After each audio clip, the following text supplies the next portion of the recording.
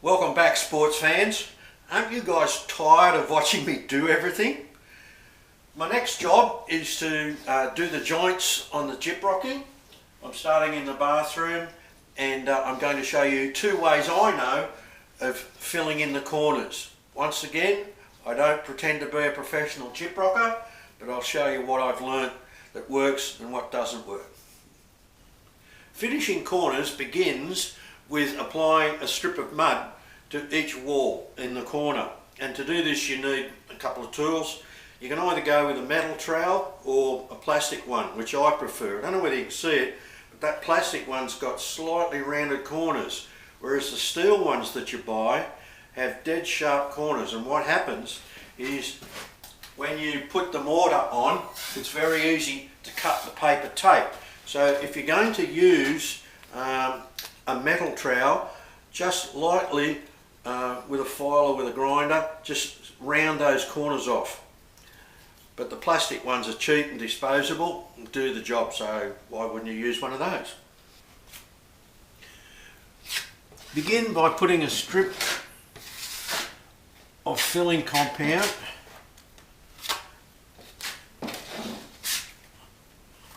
on both sides of your wall.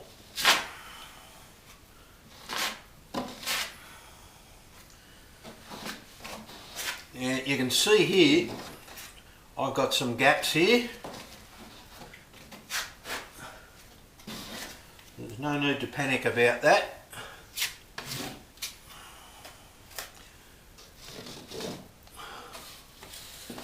I'm now feathering the edges off of that mortar. I won't do the complete wall in one go, I'll just show you this section so you can see it in close-up. The fiberglass tape is not really suitable for the corners because it's difficult to get it to sit right into the corner. It tends to foul and want to keep its shape in the corner instead of folding over. So for corners, the old-fashioned guys were right. Paper tape's the way to go. And the paper tape's got a crease down the middle of it. This stuff's also got very fine holes in it to help the plaster go through it, so especially made. So you just crease that and sit it into your corner like so.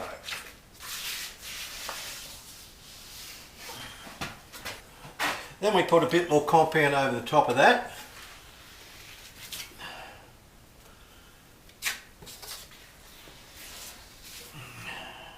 You can see how easy this is. It's not rocket science.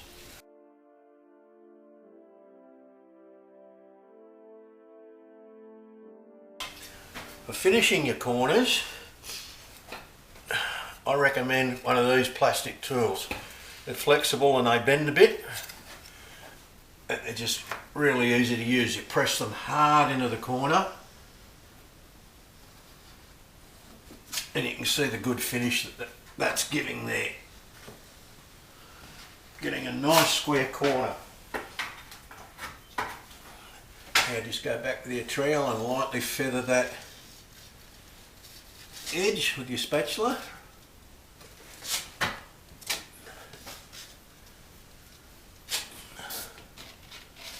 Get off the excess compound.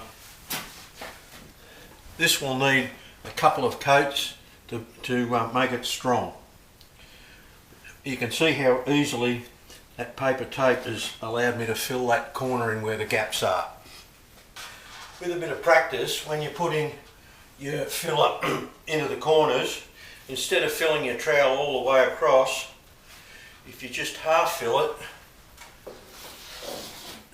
then you get a nice line of plaster. Do the other side, put it up the other end.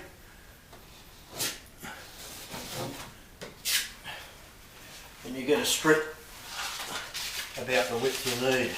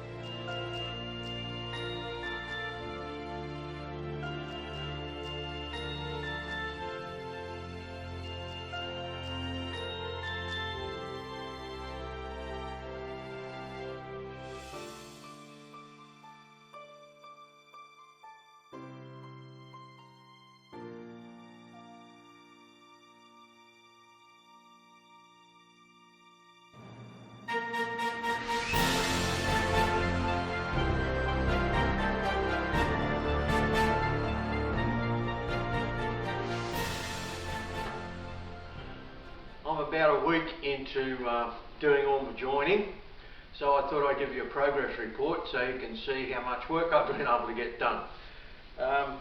This is a very messy job. It's unavoidable that you're going to get stuff everywhere. I'm so glad I've got the plastic on the floor of the house because there's bits of plaster all over the place. A professional gyp rocket would obviously be way neater than what I am.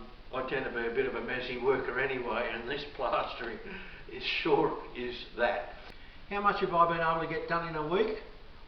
I focused on the walls rather than the ceilings, and I've done all the joints and the corners, both the internal and the external corners. There's a lot of work in that. I put 2 coats on just about everything I've done. I'm ready for a light sand and then the final finished top coat. I did a few wall joints using this fiberglass tape, and I found it difficult to get a good finish quickly. So I've gone back to what the manufacturers recommend, the paper tape, and I'm finding I get a really smooth joint very quickly, and they say this is strong enough, so I guess they know what they're talking about. Using this powdered base coat mix has its own issues. It's only got a 40-minute work life, so you've got to guess how much to mix up that you can use in 40 minutes.